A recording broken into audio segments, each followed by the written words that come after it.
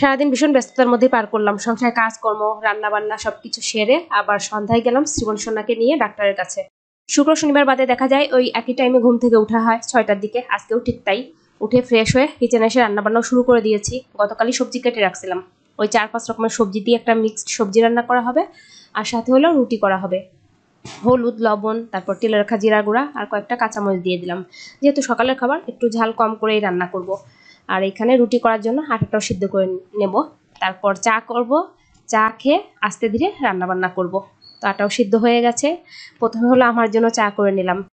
চা তো আমার নিয়ম করে প্রতিদিন খাওয়া হয় না, বা খেতেও ইচ্ছা করে না। ওই যেদিন ইচ্ছা করে ওই দিনই খাওয়া হয়, তাও আবার চিনি ছাড়া, মশলা আদা সবকিছু দিয়ে। মা আবার মশলা আদা এগুলো আবার পছন্দ করে না, এর জন্য আলাদা করেই করে দিই আমি যেদিন খাই। তো সবজি রান্না হয়ে গেছে, এই তো।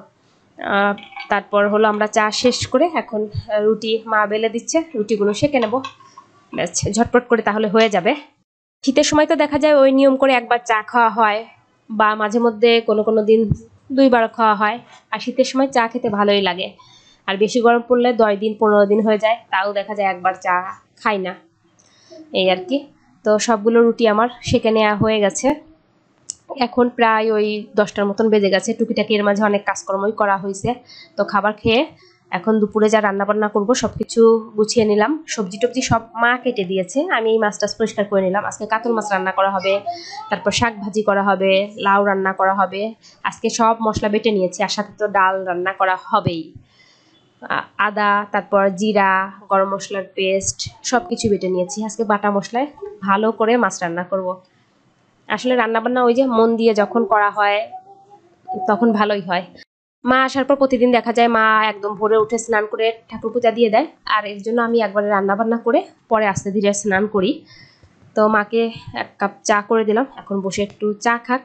আর এই ফাঁকে আমি রান্নাটা শেষ করে নিই। তো ভালো করে মশলার সাথে আলুটা কষিয়ে নিয়েছি, এখন ঝোলের জন্য জল দেবো। আলুটা মোটামুটি সিদ্ধ হয়ে গেছে, কারণ প্রথমে কিছু টাইম ভেজে নেওয়া হয়েছে, তারপর মশলা দিয়ে কষিয়ে নেওয়া হয়েছে। বেশি ঝোল করবো না, যেহেতু ডাল আছে, তারপর লাউ শাক অনেক কিছুই রান্না হচ্ছে।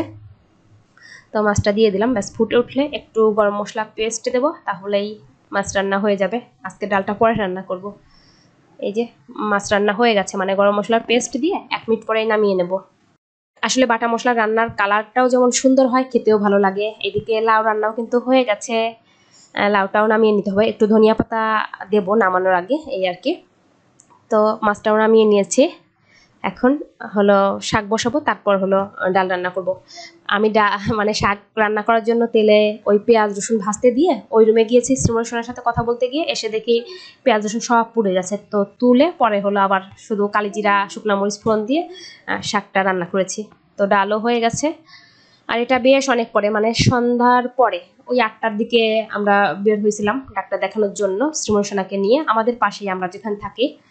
তো বেশ অনেক টাইম লাগছে আমাদের বাসায় আসতে আসতে, 10টারও বেশি বেজে গিয়েছিল, প্রায় 10:30টার মতো। তো চলুন আজকের ভিডিওটা এই পর্যন্তই। সবাই ভালো থাকবেন। আজকের মতো টাটা, বাই বাই।